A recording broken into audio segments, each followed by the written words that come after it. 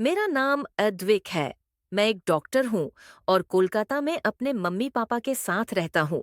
मेरे पापा भी डॉक्टर थे, अब वह रिटायर हो चुके हैं। मैं डॉक्टर तो नहीं बनना चाहता था, लेकिन मेरे पापा का मन था कि मैं बड़ा होकर उनके जैसा ही डॉक्टर बनूं। इसलिए मैंने अपने पापा का सपना पूरा किया।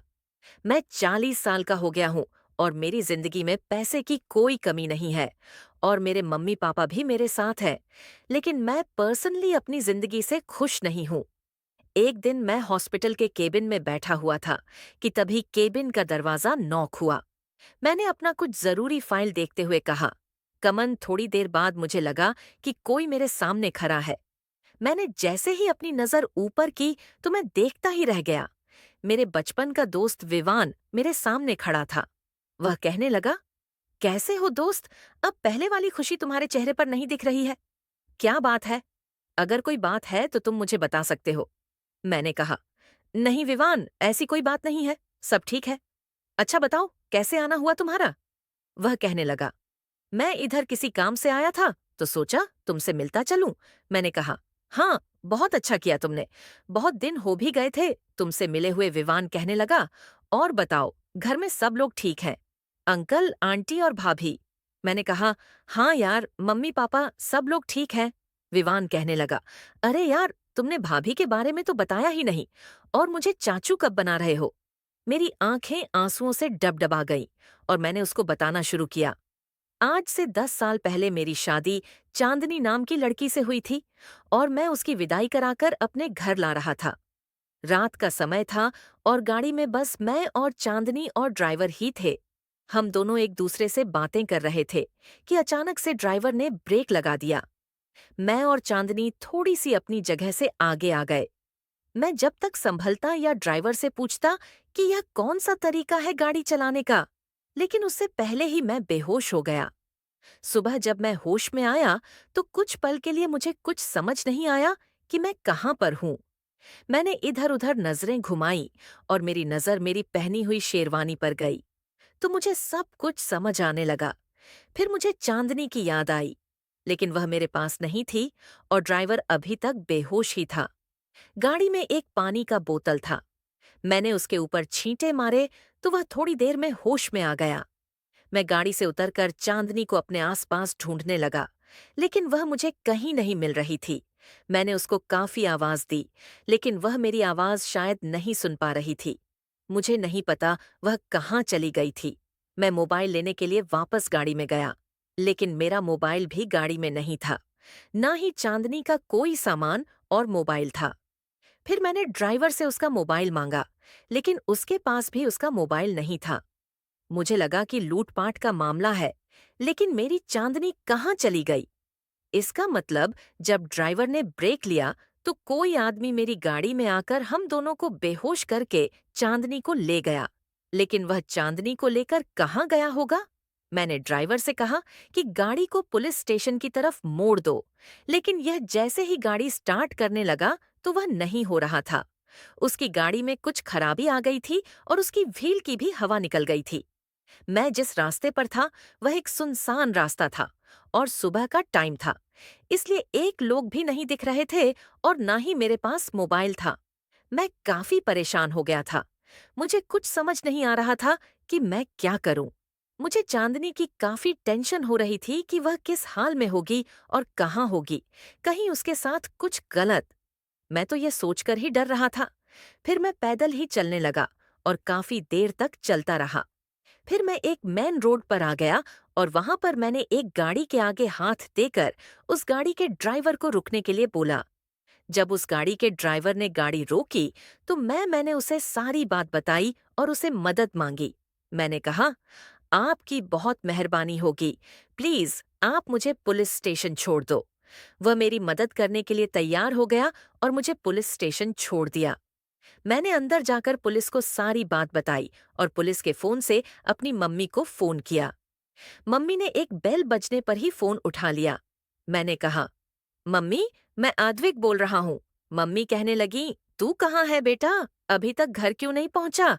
और तेरा फोन भी नहीं लग रहा है और ना ही चांदनी का लग रहा है। माँ ने सारी बातें एक सांस में ही पूछ ली। मैंने भारी मन से माँ को सारी बातें बता दी। अब जितने भी रिश्तेदार और चांदनी के मायके वाले थे, सबसे कॉल करके मैंने चांदनी के बारे में पूछा कि किसी ने चांदनी को कहीं देखा है। पुलिस भी चांदनी को ढूंढने लगी। लोग तरह तरह की बातें बना रहे थे। कोई कह रहे थे कि चांदनी किसी लड़के के साथ भाग गई है, तो कोई कहते कि चांदनी का किसी ने किडनैप कर लिया है। मुझे तो मेरी चांदनी पर पूरा विश्वास था कि वह किसी लड़के के साथ नहीं भागी होगी। जरूर वह किसी बदमाश गुंडे का काम है। पुलिस चांदनी को ढूंढने की बहुत कोशिश कर रही थी, लेकिन चांदनी नहीं मिली। उसके 2 महीने बाद पुलिस को नहर में एक लड़की की लाश दिखाई दी, तो उन्होंने चांदनी की फोटो से उस लाश को मिलाई, तो वह चांदनी की ही लाश लग रही थी। फिर पुलिस ने मुझे कॉल की। हमें चांदनी की लाश मिली है, आप आकर इस लाश को ले जाएं। मुझे मेरे कान पर विश्वास नहीं हो रहा था। मेरी आंखों के सामने धरती और आसमान घूमता हुआ नजर आ रहा था। फिर मेरे कानों में पुलिस की आवाज सुनाई पड़ी। आप कितनी देर में आ रहे हो? मैंने कहा, आ रहा हूं मैं। चीखता चिल्लाता भागता हुआ पुलिस स्टेशन पहुंचा, और वहां पर जो लाश थी उसको मैंने देखा तो वह लाश सच में चांदनी की ही थी। मैं तो चांदनी की लाश को देखकर दहाड़ मारकर रोने लगा। पुलिस चांदनी की लाश की पोस्टमार्टम करवाई तो उसे पता चला कि चांदनी को किसी ने गला दबाकर मार दिया। मुझे लग रहा था कि एक न एक दिन मेरी चांदनी मुझे मिल जाएगी, लेकिन वह तो हमेशा के लिए मुझे छोड़कर चली गई। पता नहीं मेरी चांदनी ने किसी का क्या बिगाड़ा था। उसके जाने के बाद मेरी जिंदगी में कुछ बचा ही नहीं है। बस मैं जिए जा रहा हूँ। मेरी बात सुनकर विवान मुझसे कहने लगा, क्या कर सकते हो भाई? कुछ चीजें अपने हाथ में नहीं होती हैं। जो किस्मत में लिखा होता है वही होता है। थोड़ी देर इधर उधर की बातें करने के बाद विवान वहां से चला गया। अब विवान कभी कभी मुझे फोन करके मेरा हाल चाल लेने लगा। एक दिन विवान मुझसे कहने लगा, भाई मैं तो हीरा मंडी जा रहा हूँ, तू चलेगा क्या? चल, वहां जाने से तेरा दिल हल्का हो जाएगा। वहां एक से एक खूबसूरत लड़कियां होती हैं। मैंने कहा, विवान, तुझे पता है ना, मैं इस टाइप का लड़का नहीं हूं। फिर तुम मुझसे कैसी बातें कर रहे हो? ऐसी फालतू जगह तुम्हारे लिए ही है। वह कहने लगा, भाई मैं तो तुम्हें अपना समझ कर कह रहा था कि तेरा दिल भी हल्का हो जाएगा। अब तू नहीं जाना चाहता है तो मत जा। मैंने कहा, विवान, मुझे अपना दिल हल्का नहीं करना है। चांदनी मेरे दिल में बसी है। मैं उसको अपने दिल से नहीं निकालना चाहता हूँ। बस मैं उसकी यादों के सहारे जीना चाहता हूँ। ठीक है, अब तू जा और फोन रख। यह कहते हुए मैंने फोन कट कर दिया। ऐसे ही दिन बीतने लगे। एक दिन फिर विवान मुझसे मिलने आया। वह कहने लगा, अद्विक, तुम्हें पता है, हीरा मंडी में एक बहुत ही खूबसूरत लड़की है जो किसी के साथ रात नहीं बिताना चाहती है। मैंने कहा, विवान, तू फिर से क्या लेकर बैठ गया है? वह कहने लगा, भाई मैं सच कह रहा हूँ, मेरी बात सुनो तो सही। मुझे लगता है उस लड़की को किसी ने जबरदस्ती उस कोठे पर लाकर रख दिया है, क्योंकि वहां की मालकिन उसको बहुत मारती है। कस्टमर के साथ वह लड़की नहीं जाती है तो फिर भी वह लड़की मार खा लेती है, लेकिन नहीं जाती है। कोठे की मालकिन उस लड़की का बहुत दाम रखी हुई है। मुझे लगता है भाई, हमें उस लड़की की हेल्प करनी चाहिए, और यह तुम ही कर सकते हो। मैं विवान की बात सोचने लगा। फिर मैंने डिसाइड किया कि एक बार जाकर देखता हूं कि आखिर सच क्या है। मैंने कहा, ठीक है विवान, मैं कल जाकर देखता हूं। मेरी बात सुनकर विवान खुश हो गया। कल रात को हॉस्पिटल से सीधे हीरा मंडी के लिए निकल गया। पूरे रास्ते मैं कभी उस लड़की के बारे में सोच रहा था, तो कभी अपने बारे में कि क्या मैं जो करने जा रहा हूं वह सही है। थोड़ी देर बाद मैं हीरा मंडी पहुंच गया। उस कोठे की लड़कियों ने जैसे ही मेरी कार रुकती हुई देखी, वैसे ही सारी लड़कियां दौड़ती हुई मेरे पास आ गई।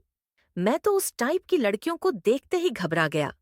सबने अजीब अजीब सी छोटी छोटी ड्रेस पहनी हुई थी, और सारी लड़कियां मुझसे कहने लगीं, बाबू मेरे साथ चलो तो मेरे साथ चलो।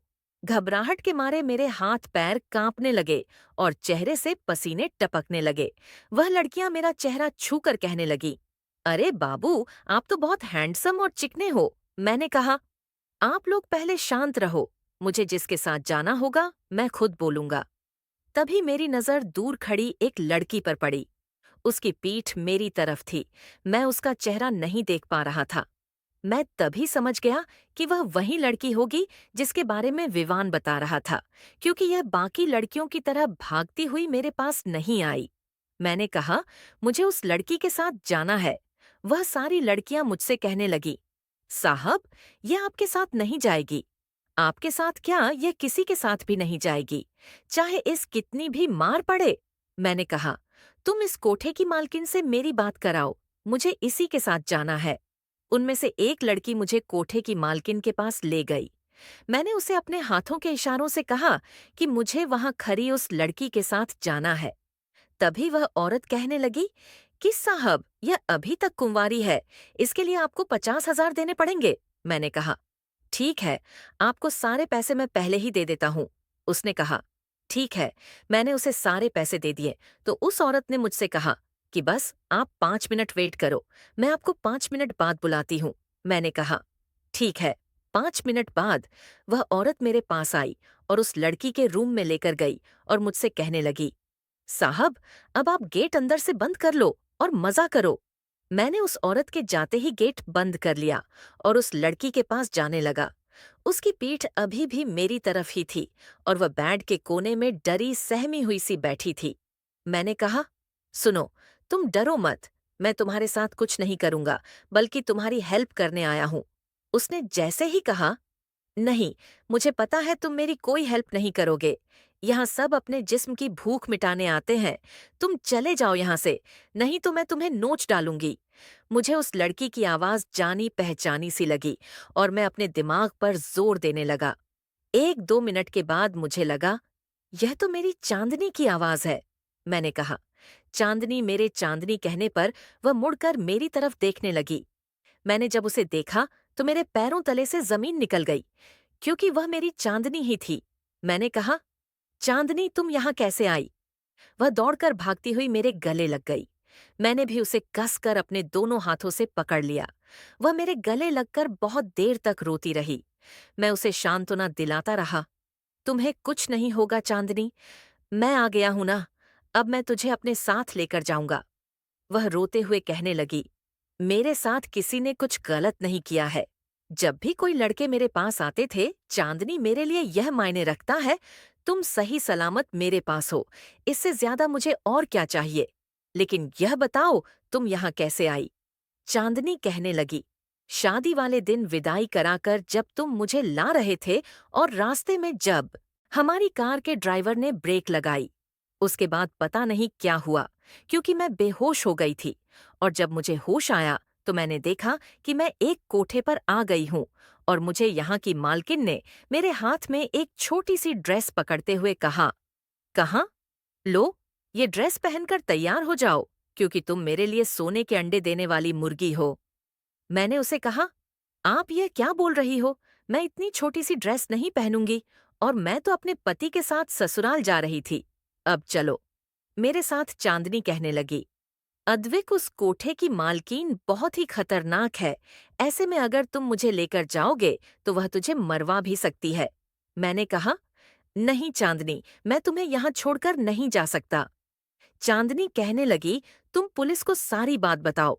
जब पुलिस यहाँ छापा मारेगी तो मैं आसानी से निकल सकती हूँ। तभी कमरे का दरवाजा नॉक होने लगा और आवाज आई, साहब, तेरे जाने का टाइम हो गया है।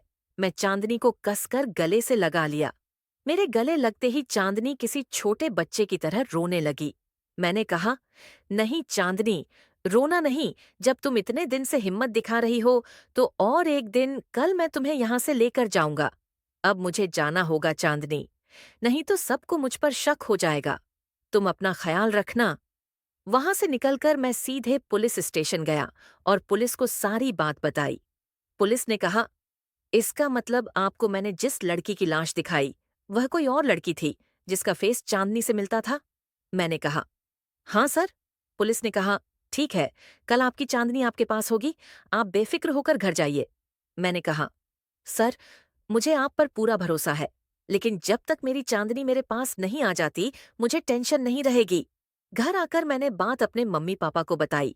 वह लोग भी चांदनी के जिंदा होने के बारे में जानकर बहुत खुश हुए। मेरा तो टाइम ही नहीं निकल रहा था। एक तरफ मैं यह सोच सोच कर खुश हो रहा था कि मेरी चांदनी जिंदा है, दूसरी तरफ मुझे टेंशन भी हो रही थी कि मेरी चांदनी मुझे सही सलामत मिलेगी कि नहीं। उस रात मैं पूरी रात यही सब सोच सोचकर परेशान हो रहा था। नींद मेरी आंखों से कोसों दूर थी। मैं मन ही मन भगवान से प्रे किए जा रहा था कि चांदनी मेरे पास अच्छे से आ जाए। अगले दिन रात के 10 बजे पुलिस ने मुझे कॉल की। मैंने जल्दी से एक ही रिंग में फोन उठाया तो पुलिस ने कहा कि आप पुलिस स्टेशन आ जाओ, आपकी चांदनी मेरे पास है। मैंने जैसे ही सुना, बिना फोन काटे ही कार की चाबी ली और दौड़ कर गया पार्किंग एरिया में। मैंने झट से कार का दरवाजा खोला और कार स्टार्ट करके फुल स्पीड से पुलिस स्टेशन की तरफ गया। वहां पहुंचकर मुझे चांदनी दिखाई दी। मैं और चांदनी एक दूसरे से मिलने के लिए एक दूसरे की तरफ तेज कदमों से भागने लगे और मिलकर एक दूसरे को कसकर गले से लगा लिया। पुलिस ने कोठे की मालकिन से शक्ति से पूछी तो उसने बताया कि शादी के बाद चांदनी की विदाई कराकर जब हम घर जा रहे थे तो कुछ बदमाश लड़के हमारी कार के सामने आ गए और जब ड्राइवर ने ब्रेक लगाई तो उन्होंने मुझे और ड्राइवर को बेहोश कर दिया और चांदनी को ले जाकर कोठे पर बेच दिया, जिसके बदले कोठे की मालकिन ने उसे काफी पैसे दी। कुछ दिन बाद पुलिस ने उन बदमाशों को जेल में डाल दिया। मैं चांदनी को